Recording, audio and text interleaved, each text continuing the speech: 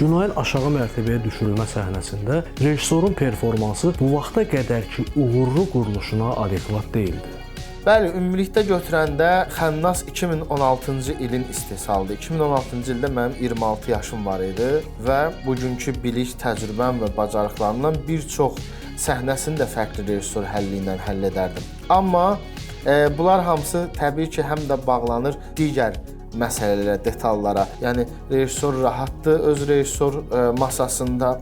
Bu ayrı effekt yaradır, ayrı məhsuldarlıq yaradır. Amma bir də var ki, bizim Azərbaycan rejissorlarının bəlkə də demək olar hamısının beynində başqa problemlərlə o qədər dolur ki, beyin. Büdcə azdır, necə olacaq? Tez çəkməliyəm, filankəs harasa gedir, tez olmalıdır. Tez. Bu vaxtın sıxlığı, büdcənin sıxlığı mütləq belə bir vəziyyət yaradır ki, rejissor orada tam olaraq öz istədiyini eləyə bilmir.